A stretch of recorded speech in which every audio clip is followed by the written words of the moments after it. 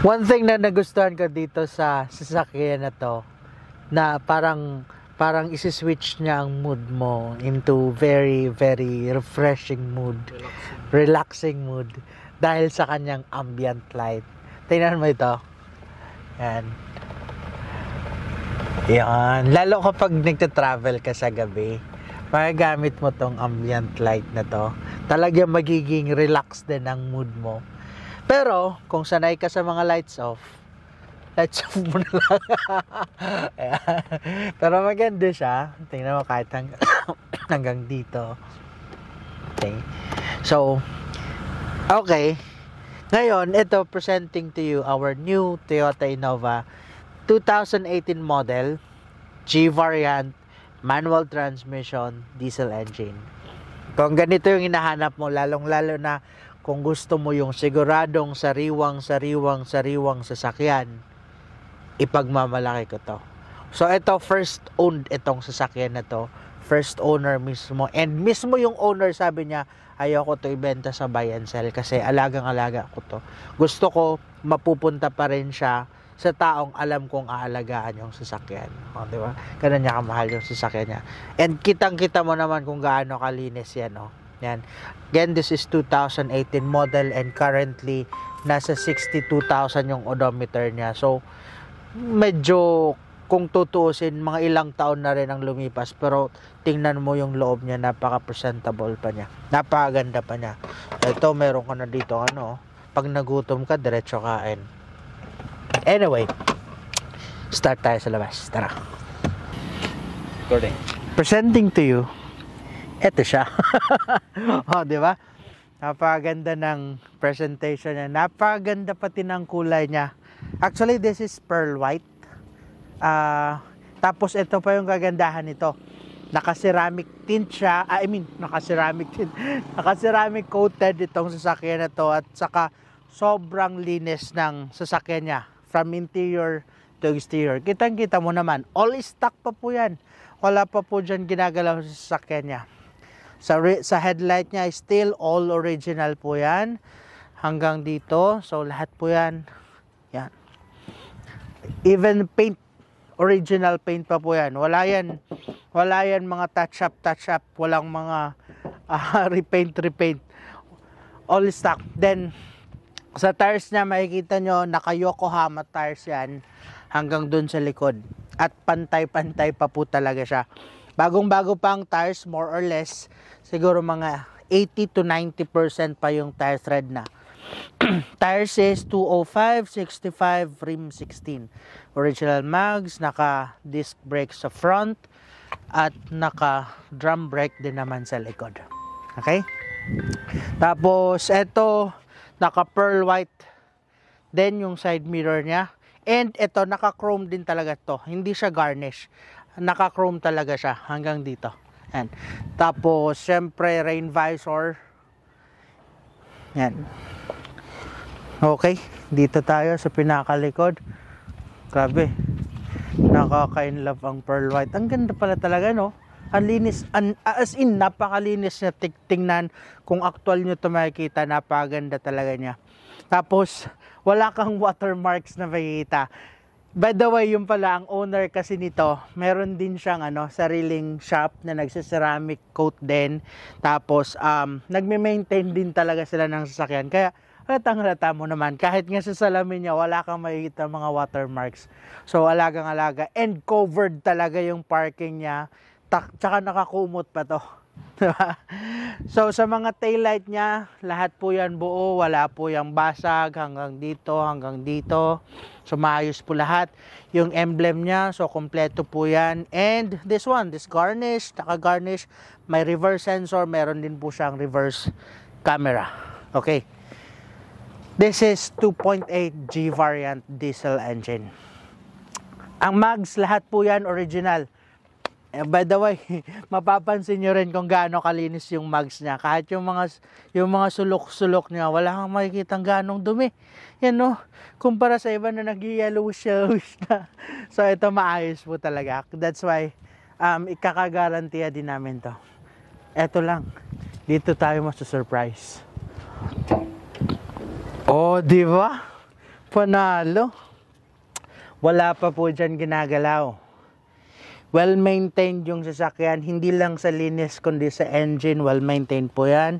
Sa oil, wala po siyang mga pinalitan na kung ano-ano. All stock. This one, okay na okay pa. Ang level ng mga fluid niya, maintained din po talaga.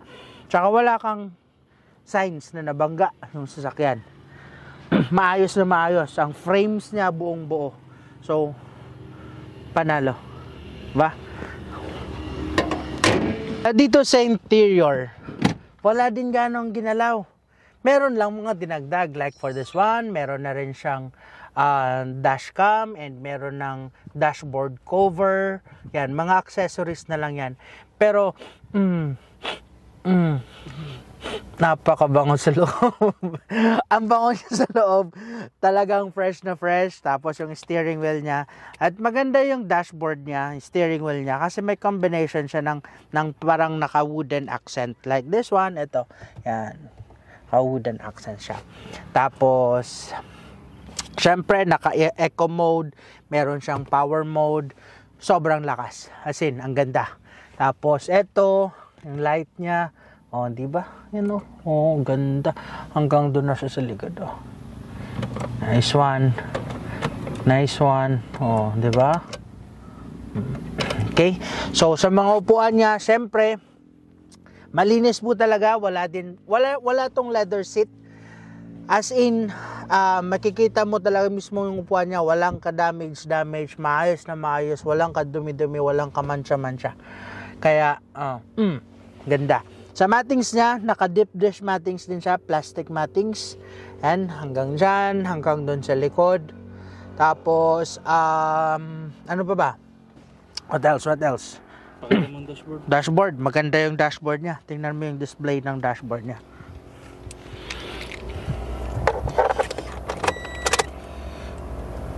Oh, di ba? Napakaganda, oh. Hanep na yan.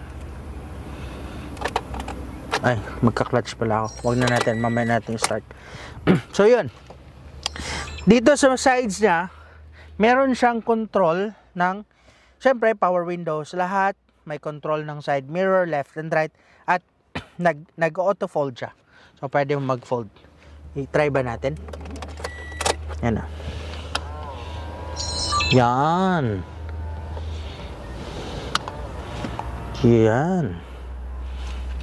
Di ba? Siyempre, naka-airbag driver, passenger, sa front hanggang dito sa kompleto po siya. Okay? Dito sa second row, ayan, kasya dito, 3. Tapos meron kang center armrest. Oh, then with bottle holder. Tapos ito nga, meron kang table. So, kung gusto mo mag-work, you can use this one. But, naka-design siya for food. Pwede, lagyan ng tubig, oh. Pwede ka kumain dito. Kabilaan. Diba? Mattings, all original. Tapos, hanggang papunta doon sa likod. Yan, oh. Okay. Hindi, silipin. Dito na lang tayo sa likod. Tara.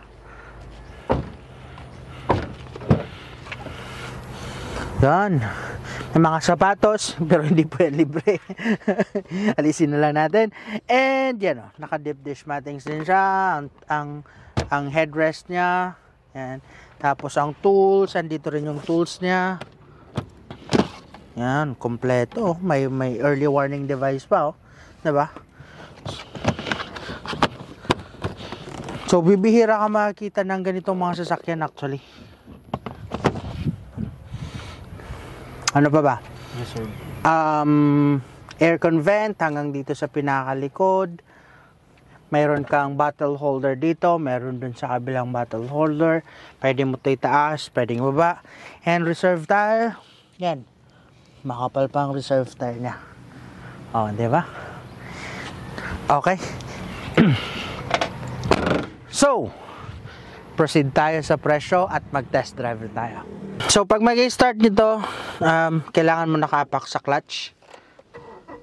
Yan. Kailangan mo siya sagad para mag-start siya. Okay?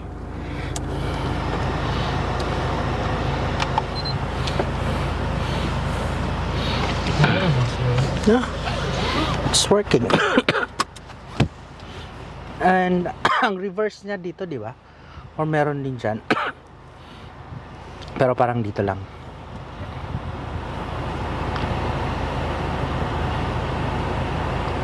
Lobat boy. Hindi battery. Hindi nag-off siya kanina eh. Kasi lobat. Ayun na. Okay, drive muna tayo. Ang ganda, ang lambot ng clutch, pambihira. As in, hindi ka mahihirapan pag drive nito, hindi ka matitigasan sa clutch. Hindi mo titigasan sa clutch. Ang ganda, tamang-tama lang siya. Hindi naman sobrang lambot, hindi naman super tigas, pero yan ang ganda. Tapos, hindi naman mababa, hindi naman sobrang taas. Word, special words, tolerable. Ito, ganda niya, shift pambihira. Ang lambot niya lang yung shift body. Naku po. Dati ayaw ko na mag-manual, pero kapag ganito siguro yung gagamitin mo, panalo. Ang ganda ng display niya. So, current odometer is only 68,285.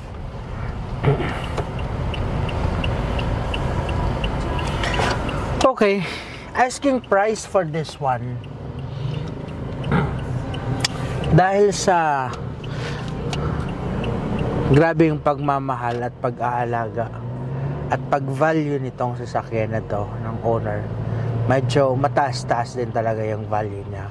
But the price is still negotiable.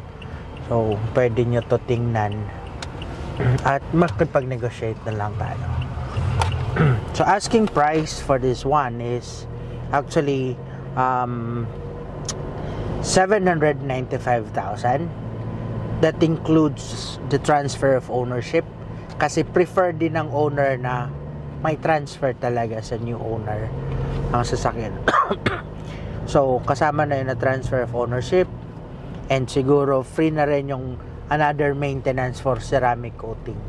So far, wala na kasi kaming gagalawin dito. To be honest, di na namin kailangan dito mag-interior detailing or exterior detailing or ano pa man. Baka gusto nila ng balitan. Nalulubat-lubat eh. Hindi, nakasaksak na. Sabi mo kaya. Pwede kasi siya, may battery siya so magcha-charge siya. Hindi, baka gusto nila ng PCY. Oo, kung gusto nyo, meron din kaming dashcam. May reverse din yan. So, andyan yung reverse pala dito. Okay. So, ito pwede rin ito sa financing. If ever gusto nyo mag-financing, so ito na lang, check nyo na lang yung computation, touch na lang sa video. And all-in down payment. So, all-in down payment, include na namin pati yung processing fee and kung i-require kayo ng comprehensive insurance. Okay? So, again, this is 795,000. Price is still negotiable. Kasama na po dyan ang transfer of ownership. So, if ever interested kayo, puntahan nyo to, message nyo kami, mag-usap tayo at i-test drive nyo itong sasakyan na to. Bring your best mechanic. Oo. Always. Bring your best mechanic always. Thank you very much and keep safe, everybody.